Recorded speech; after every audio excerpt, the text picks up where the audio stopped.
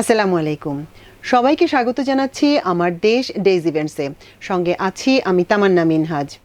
কাশ্মীর প্রশ্নে ভারত ও পাকিস্তান এখন মুখোমুখি। দুই দেশের মধ্যে তীব্র উত্তেজনা চলছে।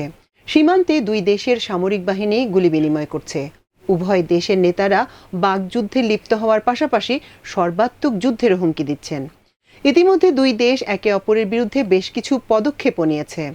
ঘটনার সূত্রপাত ভারত শাসিত কাশ্মীরের পেহেলগামের জনপ্রিয় পর্যটন কেন্দ্র বৈশারণ উপত্যকায় গত 22 এপ্রিল বন্দুকধারীদের হামলায় ২৬ জন নিহত হওয়ার পর থেকে।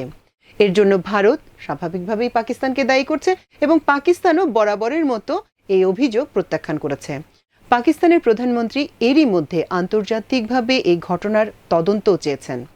ভারত পাকিস্তান নতুন করে উত্তেজনার পরিপ্রেক্ষিতে সর্বাত্মক যুদ্ধের আশঙ্কা দেখা দিয়েছে। আজকে আমরা কথা বলবো ভারত পাকিস্তানের এখনকার পরিস্থিতি নেই। আসলে কি যুদ্ধ যাচ্ছে ভারত এবং পাকিস্তান, নাকি পুরোটাই একটা যুদ্ধ খেলা? এই বিষয়টি নিয়ে কথা বলতে আজ আমাদের সঙ্গে আমাদের স্টুডিওতে উপস্থিত আছেন আমার দেশের ডিপ্লোম্যাটিক করেসপন্ডেন্ট বশির আহমেদ। বশির, আপনাকে আমাদের এই আয়োজনে স্বাগত জানাচ্ছি। ধন্যবাদ তামান্না। এতক্ষণ যে বলছিলাম ভারত পাকিস্তানের এখনকার পরিস্থিতি, যুদ্ধের মহড়া ভারত পাকিস্তানকে আমরা প্রায়ই দিতে দেখি। কিছু একটা ঘটনা ঘটে এবং আমি গত ২০-২২ বছরে যা দেখেছি বেশিরভাগ ক্ষেত্রেই দেখা যায় যে পরিস্থিতিটা ভারত থেকেই তৈরি হয়। তাদের দেশে একটা হামলা হয় বা কিছু একটা ঘটে, এটার জন্য তারা পাকিস্তানকে দায়ী করে। তারপরে এক ধরনের রণহুঙ্কার, পাল্টা হুঙ্কার আমরা শুনতে থাকি। দুটি দেশই পরমাণু অস্ত্রধারী দেশ। ফলে সব মিলিয়ে পুরো অঞ্চলে, পুরো দক্ষিণ এশিয়া অঞ্চলে এক ধরনের আশঙ্কা তৈরি হয়। এই বোধহয় লেগে গেল, এই বোধহয় শুরু হয়ে গেল, এই বোধহয় আমরা একটা বড় ধরনের সমস্যার মধ্যে পড়লাম এবং এর প্রভাব বাংলাদেশের উপর কিভাবে পড়তে পারে, নানা কিছু নিয়ে আমরা আলোচনা শুনি। আপনার দৃষ্টিতে কি একজন কূটনৈতিক সংবাদদাতা হিসেবে যে এই যুদ্ধ খেলা, নাকি আসলেই ভয়ঙ্কর কিছুর মধ্যে আমরা ঢুকতে যাচ্ছি? আসলে এই ঘটনা তো নতুন না। আপনি যেটা শুরুতে বললেন যে আমরা মাঝে মাঝে দেখি, এটা নতুন না, এটা অনেক পুরাতন জিনিস। এই পুরাতন জিনিস আবার আমাদের সামনে এসেছে। আসলে যে পেহেলগামে যে হামলাটা হয়েছে, এই হামলাটা নিন্দনীয়। আমরা সবাই নিন্দা জানাই, অবশ্যই, কারণ নিরীহ মানুষ এখানে নিহত হয়েছে। এবং আপনি লক্ষ্য করবেন যে নিন্দা কিন্তু সারা বিশ্ব থেকে এসছে। এমনকি পাকিস্তান সরকার এটার নিন্দা জানিয়েছে। কিন্তু দুঃখজনক যেটা, সেটা হচ্ছে যে এই ঘটনার তদন্ত না করে, এমনকি 12 ঘন্টাও পার হতে দেয়নি, অভিযোগের আঙ্গুলটা ভারতের পক্ষ থেকে পাকিস্তানের দিকে তোলা হয়েছে। সুতরাং এটা একটা ব্লেম গেমের মধ্যে এটা মোটামুটি অলরেডি ঢুকে গেছে। যে আসল সত্য প্রকাশের থেকে এখানে মনে হয় যে ভারত তার অন্য কোনো এজেন্ডা আছে বলে আমার মনে হয়। কারণ ভারত তদন্তের দিকে কিন্তু খুব একটা যাচ্ছে না। এদিকে তারা শুধু বাকযুদ্ধই করে যাচ্ছে। তারা বিভিন্ন চুক্তিগুলো, মানে দু দেশের মধ্যে যে চুক্তিগুলো ছিল সেই চুক্তিগুলো বাতিল করেছে, পাল্টা ব্যবস্থা হিসেবে পাকিস্তান নিয়েছে। কিন্তু এই ঘটনার জন্য দায়ী কে? এই যে নিরীহ মানুষগুলো মারা গেল, তাদেরকে আসলে কারা হত্যা করেছে, কারা এর পিছনে, সেই বিষয়টা কিন্তু সামনে খুব একটা আসছে না এখন। সুতরাং আমার যেটা মনে হয় যে এটা, আর যে আপনি যেটা বললেন যে রণহুঙ্কার, এটা ভারতকে আমরা অতীতেও দেখেছি, অতীতের অভিজ্ঞতা তো আমাদের আছে। ভারত এই ধরনের হুমকি অনেকবারই দিয়েছে, কিন্তু ফুল স্কেল যুদ্ধ কিন্তু আমরা দেখিনি গত বহু বছর ধরে। এবং এখনও আমার যেটা ধারণা, এটাও এসে একটা যুদ্ধ খেলাই চলবে। পূর্ণাঙ্গ যুদ্ধের কোনো সম্ভাবনা আছে বলে আমার এই মুহূর্তে মনে হয় না। যুদ্ধের সম্ভাবনা নেই, কিন্তু একটা অস্থিরতা তৈরি করা, যেটা শুধু ভারত পাকিস্তান না, কিন্তু পুরো অঞ্চল জুড়ে এক ধরনের অস্বস্তি, অস্থিরতা, একটা ভীতি তৈরি হয়ে যায় যে বোধহয় একটা কিছু হয়ে যাচ্ছে। এই জিনিসটা আসলে ভারত কেন ঘন ঘন করে? এটা শুধু বিজেপি সরকার করছে বা নরেন্দ্র মোদী আসার পর থেকে হচ্ছে তা কিন্তু না। এর আগে যে কংগ্রেসের সরকার ছিল তখনও আমরা দেখেছি তাদের দেশের ক্ষেত্রে কোনো ধরনের সংকট তৈরি হলে বা কিছু হলে এই জিনিসটাকে তারা সামনে নিয়ে আসে। আপনি একটা জিনিস খেয়াল করবেন, এখানে দুইটা পয়েন্ট আমি উল্লেখ করতে চাই। একটা হচ্ছে তাদের ডোমেস্টিক একটা পরিস্থিতি থাকে। আগামী বছর পশ্চিমবঙ্গ, বিহার সহ বেশ কিছু রাজ্যে কিন্তু স্থানীয় সরকার নির্বাচন হবে। আচ্ছা, এটা একটা বড় কারণ। এটা একটা বড় কারণ। আর যেহেতু বর্তমান যারা ক্ষমতাসীন আছেন, তারা তো তথাকথিত হিন্দু জাতীয়তাবাদ বা হিন্দুত্ববাদের যে রাজনীতি করেন, এটাকে তারা উস্কে রাখতে চান। আর কাশ্মীর যেহেতু একটা মুসলিম অধ্যুষিত এলাকা, আর এখানে তারা প্রমাণ ছাড়াই বলে দিয়েছে যে মুসলমানরাই আক্রমণটা করেছে। সুতরাং, এবং আপনি দেখবেন যে ভারতের বিভিন্ন রাজ্যে কিন্তু কাশ্মীরি মুসলিমদের উপরে কিন্তু বিভিন্ন হামলা হচ্ছে। সুতরাং এই ধরনের একটা উত্তেজনা যদি জিয়ে রাখা যায় বা তৈরি করা যায়, তাহলে তারা মনে করছে যে আগামী নির্বাচনে হয়তো তাদের একটা ইতিবাচক ফল আনতে পারে। আর দ্বিতীয় আর একটি বিষয় আমি যেটা বলতে, সেটা হচ্ছে আন্তর্জাতিক প্রেক্ষাপটে। আন্তর্জাতিক অঙ্গনে ভারত খুব বেশি স্বস্তিদায়ক পরিস্থিতিতে আছে আমার এটা মনে হয় না। কারণ ভারত নিজেকে মনে করে যে ইমার্জিং পাওয়ার, বা নিজেকে কখনো কখনো হয়তো তাদের বডি ল্যাঙ্গুয়েজে মনে হয় তারা সুপার পাওয়ার, কিন্তু আসলে কি সে সুপার পাওয়ার মোটেই না। দক্ষিণ এশিয়াতে তার অবস্থা অত্যন্ত নাজুক। পাকিস্তানের সাথে তার বৈরিতা যুগ যুগ ধরে চলছে, ওটা আমরা আলোচনা নাই করি। নেপাল একটা হিন্দু রাষ্ট্র, কনস্টিটিউশনের একটা হিন্দু রাষ্ট্র, সেই রাষ্ট্রের সাথে তাদের সম্পর্ক কি এটা আমরা সবাই জানি। একমাত্র হিন্দু রাষ্ট্র, তার সাথে তার বৈরী সম্পর্ক। 4-5 লক্ষ লোকের দেশ মালদ্বীপ, সেখান থেকে যদি খারাপ ভাষায় বলি ঘাট ধাক্কা খেয়ে চলে আসতে হয়েছে। তাদের কমফোর্টেবল জোন যেটা ছিল সেটা হচ্ছে বাংলাদেশ। একজন ফ্যাসিবাদকে তারা টিকিয়ে রেখেছিল, সেই ফ্যাসিবাদের অবসান হয়েছে বাংলাদেশে, এবং সেই ফ্যাসিস্ট হাসিনাকে পালিয়ে যেতে হয়েছে, তিনি এখন ভারতেই আছেন। সুতরাং একটা জিনিস দেখা যায় যে ভারত এখন আসলে তার এই অঞ্চলে তার সব কিছু হারিয়ে আমার মনে একটা অস্বস্তির মধ্যে তারা আছে। এই জন্য তারা কিছু একটা স্বস্তি পেয়ে এই ধরনের একটা সিচুয়েশন হয়তো তাদের জন্য কিছুটা কমফোর্ট এনে দেবে বলে হয়তো তারা মনে করছে। এই যে স্বস্তি এনে দিবে হয়তো এই জায়গাগুলি, জিনিসটা আসলে কি স্বস্তি কি হবে? মানুষের দৃষ্টি এক জায়গা থেকে আরেক জায়গায় ফিরিয়ে নেওয়া।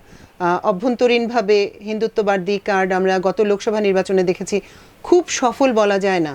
কংগ্রেস আবার এগিয়ে আসছে, এবং বৈশ্বিক যে পরিস্থিতি সেখানেও আমরা ভারতকে, আপনি বললেন না কিন্তু একটু কোণঠাসাই তো দেখি। কানাডা একটা পরিস্থিতি হয়েছে শিখ নেতাকে হত্যার পর, তারপরে আমেরিকাতেও ঠিক একই ধরনের পরিস্থিতি। এবং আমরা যতটা মনে করেছিলাম যে ডোনাল্ড ট্রাম্প ক্ষমতায় আসলে ভারতের খুব রমরমা পরিস্থিতি হয়ে যাবে, সেটা কিন্তু আমরা দেখতে পাইনি। বরং ট্রাম্পেরও বডি ল্যাঙ্গুয়েজ এক ধরনের নেতিবাচক ইঙ্গিতই দিয়েছে, নেতিবাচক। দেখুন, এই বিষয়টা খুবই ইন্টারেস্টিং। আমি একটু পিছনে যাই, যে ট্রাম্প ক্ষমতায় আসার পর অবৈধ অভিবাসীদের যে ফেরত পাঠানোর যে উদ্যোগ নিলেন, বিভিন্ন দেশের অবৈধ অভিবাসীদের কিন্তু গ্রেপ্তার করছে, নিজ দেশে পাঠিয়েছে। এমনকি আমাদের বাংলাদেশের প্রায় 1000-এর মতো তারা অবৈধ অভিবাসী সেখানে আছেন, তারা ফেরত পাঠাবেন। এবং যেটা আমি শুনেছি আমাদের পররাষ্ট্র মন্ত্রণালয়ের কর্মকর্তা প্লাস ঢাকাস্থ মার্কিন দূতাবাসের কর্মকর্তাদের সাথে আলাপ করে, না এদেরকে সম্মানজনকভাবে পাঠানো হবে। কিন্তু ভারতের পরিস্থিতিটা কিন্তু আমরা অন্যরকম দেখেছি, যে তাদেরকে হ্যান্ডকাপ করে চোর ডাকাতের মতো, যদিও এই ভাষায় বলি, চোর ডাকাতের মতো প্লেনে তুলে দিয়েছে। এবং এটা নিয়ে কিন্তু ভারতের ভিতরে অনেক হইচই হয়েছে, কিন্তু তারপরে কিন্তু মার্কিন যুক্তরাষ্ট্র কিন্তু এটাতে কোনো পাত্তা দেয়নি।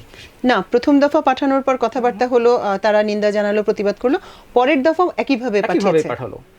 আর সর্বশেষ যে ঘটনাটা, মানে যেটা ঘটলো কাশ্মীরের ঘটনা নিয়ে, আপনি জানেন যে কাশ্মীরের ঘটনা ঘটার একদিন পরে কিন্তু তারা কূটনীতিকদের একটা ব্রিফিং করলেন ভারতের পররাষ্ট্র মন্ত্রণালয় থেকে। সেখানে কিন্তু সব দেশেরই রাষ্ট্রদূতরা এসেছিলেন মোটামুটি, ইনক্লুডিং চীন। আচ্ছা, কিন্তু তারা একটা জিনিস, যেটা এবার মজার ঘটনা, তারা যেভাবে চেয়েছিল যে কূটনীতিকদের একটা ব্রিফিং করে এরপরে ভারতের পক্ষে বিশাল একটা সাপোর্ট তারা পেয়ে যাবে, কিন্তু সে ধরনের কিছু কিন্তু ঘটে নাই। যেমন তারা নিন্দা জানিয়েছে, নিন্দা তো সবাই জানাচ্ছে, অবশ্যই বাংলাদেশের নিন্দা জানাচ্ছে, নিন্দনীয় অবশ্যই, এমনকি পাকিস্তানের নিন্দা জানিয়েছে। কিন্তু তারা যে যেটা আশা করেছিল ভারতীয় কর্তৃপক্ষ, যে কূটনীতিকদের একটা ব্রিফ করবে এবং তারা ভারতের কণ্ঠে কণ্ঠ মিলিয়ে পাকিস্তানকে দায়ী করবে, সেই ঘটনা কিন্তু ঘটেনি। এবং সবচেয়ে মজার ব্যাপার যেটা ঘটেছে সেটা হচ্ছে ডোনাল্ড ট্রাম্পের ক্ষেত্রে। কারণ সেখানে ভারতীয় সাংবাদিকরা তাকে জিজ্ঞেস করেছিল এই ধরনের হামলা সম্পর্কে ট্রাম্প প্রশাসন বা ট্রাম্প কী ভাবছে। তিনি কিন্তু দারুণ একটা মজার উত্তর দিয়েছে। তিনি বলছেন তারা তো এই ধরনের সংঘাতে বা বিরোধিতা তো 1000 বছর ধরে জড়িয়ে আছে, সুতরাং এটা তারা আলোচনার মাধ্যমে তারা ঠিক করবে তারা কিভাবে সমাধান করবে। আমি এখানে কোনো পক্ষ নেব না, ভারত আমার বন্ধু, পাকিস্তান আমার বন্ধু। ভারতের এটা আমি মনে করি একটা ডিপ্লোম্যাটিক ফেলিওর এটা, এবং এটা কূটনৈতিক পরাজয় অবশ্যই। এবং আরেকটা উদীয়মান আরেকটা পরাশক্তি, সেটা হচ্ছে চীন। চীনের সঙ্গে ভারতের সম্পর্ক নিশ্চয়ই সুমধুর সম্পর্ক না। এবং পাকিস্তান এবং চীনের সম্পর্ক আপনারা সবাই জানেন, আমরা সবাই জানি, এটা তাকে বলা হয় তারা অল ওয়েদার ফ্রেন্ড, তারা সর্বসময় তারা বন্ধু। এবং আজকে চীনের পররাষ্ট্র মন্ত্রণালয়ের যে বিবৃতি দেওয়া হয়েছে, এটাও প্রকারান্তরে পাকিস্তানের পক্ষে গেছে। এবং সেই বিবৃতি তারা যেটা বলেছে যে আন্তর্জাতিক মানের নিরপেক্ষ তদন্ত তারা চেয়েছে, যেটা পাকিস্তানের প্রধানমন্ত্রী শাহবাজ শরীফও চেয়েছেন, একই কথা বলেছেন। এবং দুই পক্ষকে সংযম প্রদর্শনের কথা বলেছে চীন। সুতরাং আন্তর্জাতিকভাবে বা ডিপ্লোম্যাটিক্যালি ভারত খুব একটা স্বস্তিতে আছে বলে আমার মনে হয় না। মানে আন্তর্জাতিকভাবেও তারা যদি একটু বাজে ভাষায় বলি, এই ঘটনাটাকে ঠিক ক্যাশ করতে পারলো না, না যেটা এর আগের দফা আমরা দেখেছি পুলওয়ামার ঘটনার সময় যেভাবে হয়েছে, একটা সার্জিক্যাল স্ট্রাইক চালিয়ে ফেলেছে পাকিস্তানে। এবং এই ঘটনাটা আসলে আপনার মুখ থেকেই শুনতে চাই, ওই সময়কার আসলে পরিস্থিতি। আপনি জানেন যে 2019 সালে পালোয়ামাতে যে একটা হামলায় ভারতের 40 জন প্যারামিলিটারি ফোর্স সেখানে নিহত হলো, তখনও কিন্তু ভারতের পক্ষ থেকে ঠিক একই ন্যারেটিভ দাঁড় করেছে যে পাকিস্তান এই হামলার জন্য দায়ী এবং এই নিহত যারা, সুতরাং পাকিস্তানকে শাস্তি পেতে হবে। তারা কি করলো, তারা কয়েকদিন পরে তারা একটা সার্জিক্যাল স্ট্রাইক চালালো, সেটা রাতে তাদের, এবং সেটা হচ্ছে পাকিস্তানের ভিতরে স্থানটার নাম ছিল বালাকোট। এবং পরবর্তীতে দেখা গেল যে স্থানটায় তারা হামলা চালিয়েছে এবং ভারতের পক্ষে বলা হলো যে ওখানে সন্ত্রাসীদের ঘাঁটি আছে, আমরা ঘাঁটিগুলোকে গুড়িয়ে দিয়েছি এবং অসংখ্য সন্ত্রাসীকে আমরা হত্যা করেছি। হ্যাঁ, হতাহতের কিন্তু ঘটনা। পরবর্তীতে দেখা গেল যে ওটা ছিল একটা ঝোপঝাড়ের মতো একটা জায়গা, এবং পরের দিনই কিন্তু পাকিস্তানের পক্ষ থেকে বিদেশি কূটনীতিক এবং সাংবাদিকদের সেখানে এনে দেখানো হয়েছে যে তারা পাকিস্তানের পক্ষ থেকে খুব মজা করেই বলা হয়েছিল যে ভারতের হামলায় একটা গাছ এবং একটা কাক নিহত হয়েছে। এবং এর পরবর্তী রিয়াকশন যেটা পাকিস্তানের পক্ষ থেকে হয়েছিল সেটা আপনারা সবাই জানি, আমরা সবাই জানি। সেটা পাকিস্তানের আইএসপিআর থেকে কিন্তু তখন ঘোষণা দেওয়া হয়েছিল যে আমরা রাতের আধার নয়, দিনের আলোতে আমরা এর জবাবটা দিব। এবং তার কয়েকদিন পরে কিন্তু কাশ্মীরে সম্ভবত এটা সকাল 9টার দিকে হামলাটা চালায় পাকিস্তানের এয়ারফোর্স থেকে, এবং ওই হামলায় ভারতের বেশ ক্ষতি হয় এবং ভারতের একটা বিমানকে কিন্তু মানে গুলি করে ভূপাতিত করা, এবং সেই বিমানের যে পাইলট অভিনন্দন সম্ভবত সেই ভদ্রলোকের নাম, তাকে গ্রেপ্তার করা হয় এবং তাকে চোখ বেঁধে সম্ভবত পাকিস্তানের টেলিভিশনগুলোতে দেখানো হয়েছিল। এটা নিয়েও পরবর্তীতে ভারত খুবই গোসা করেছিল, যদিও পাকিস্তানের পক্ষে এটা কি বলবো, যে এটা তাদের জন্য একটা স্বস্তিদায়ক ঘটনা ছিল যে পাকিস্তানের যে পাল্টা উত্তর যেটা দিয়েছিল এবং সেই উত্তরটা কিন্তু ভারতের জন্য মোটেই স্বস্তিকর ছিল না। মানে সব মিলিয়ে আমরা বলতে পারি যে অভ্যন্তরীণ রাজনৈতিক এবং আন্তর্জাতিক যে পরিস্থিতি সেগুলি সামাল দিতেই ভারতের এখন এই পরিস্থিতি, যেখানে তদন্ত ছাড়াই তারা ঘোষণা করে দিচ্ছে পাকিস্তান দায়ী, এবং পাকিস্তানের একটি নাম না জানা একটি গোষ্ঠীর নামও তারা বলেছে যেটির সাথে লস্করে তৈয়বা সংযোগ ছিল, তারা দাবি করেছে বলছে, কিন্তু ওই গোষ্ঠীটি আবার অস্বীকার করেছে যে তারা এই ধরনের কোনো দাবি করে নাই। কিন্তু সার্বিকভাবে যেই যুদ্ধ পরিস্থিতি, যে উত্তেজনাটি ছড়ালো, তার প্রেক্ষাপটে আমরা বাংলাদেশে আছি, ঢাকার অবস্থানটা আসলে কি? ঢাকার অবস্থান আপনি জানেন যে গতকাল আমাদের পররাষ্ট্র উপদেষ্টা এই ব্যাপারে তিনি কথা বলেছেন। তিনি শান্তি চেয়েছেন এবং দক্ষিণ এশিয়ায় কোনো ধরনের সংঘাত তৈরি হোক এটা বাংলাদেশ চায় না, এবং বাংলাদেশের অবস্থান আগেও এরকমই ছিল, আমরা শান্তির পক্ষে চাই। এবং উনি যেটা বলেছেন যে আলাপ আলোচনার মাধ্যমেই দুই দেশ এই সমস্যার সমাধান করুক। এবং আরেকটি ডেভেলপমেন্ট যেটা আজ হয়েছে, বাংলাদেশে নিযুক্ত পাকিস্তানের হাই কমিশনার যিনি সৈয়দ আহমেদ মারুফ, তিনি আমাদের পররাষ্ট্র সচিব জসিমউদ্দিন সাহেবের সাথে আজকে দেখা করেছেন এবং পরিস্থিতি নিয়ে তিনি ব্রিফ করেছেন, তাকে ব্যাখ্যা করেছেন সর্বশেষ পরিস্থিতি সম্পর্কে। সুতরাং এখানে দেখা যাচ্ছে যে ডিপ্লোম্যাটিক্যালি ভারতের থেকে পাকিস্তানের মুভটা একটু বেশি, এবং এটা পাকিস্তানের জন্য ইতিবাচক হয়েছে, কারণ ইতিমধ্যে আপনি খেয়াল করেছেন যে তুরস্ক, চীন এরা কিন্তু মোটামুটি পাকিস্তানের পক্ষে দাঁড়িয়ে গেছে। আর অন্যদিকে সৌদি আরব এবং ইরান তারা শান্তির কথা বলছে এবং তারা মধ্যস্থতার প্রস্তাব দিয়েছে, যদিও এই ব্যাপারে দুই দেশের পক্ষ থেকে এখন আনুষ্ঠানিকভাবে কিন্তু কিছু জানানো হয়নি। তুরস্কে দেখলাম আজকে বেশ কয়েকটি বিমানে করে পাকিস্তানের জন্য অস্ত্রগুলো আবার পাঠানো হয়েছে। আসলে পরিস্থিতি তো আমরা দেখছি যে একটু ঘোলাটে তো করা হয়েছে এই সব মিলিয়ে। গতকালকে আমাদের এখানে একটা খবর দেয়া হলো যে বাংলাদেশও মধ্যস্থতায় আগ্রহী। এটা কি আসলে তারা কি চাচ্ছে আমাদের মধ্যস্থতা? এই বিষয়টা মোটেও ঠিক না, কারণ আপনি জানেন যে পুলওয়ামা ঘটনা যখন 2019 সালে ঘটেছিল তখন কিন্তু তৎকালীন যিনি দায়িত্বে ছিলেন বাংলাদেশের প্রধানমন্ত্রী শেখ হাসিনা, তিনিও মধ্যস্থতা করার প্রস্তাব দিয়েছিলেন, যদিও উনি ঘোষণায় মানে বলেছিলেন যে আমি মধ্যস্থতা করতে চাই, কিন্তু তখন দুই দেশের পক্ষ থেকে অর্থাৎ ভারত এবং পাকিস্তানের পক্ষ থেকে এবারে না করা হয়েছিল। আর এবারে কিন্তু আমাদের পররাষ্ট্র উপদেষ্টা স্পষ্টই বলেছেন যে আমাদের উচিত হবে না এই ব্যাপারে আমাদের আগ বাড়িয়ে কিছু বলা। এটাই তো আসলে সঠিক অবস্থান।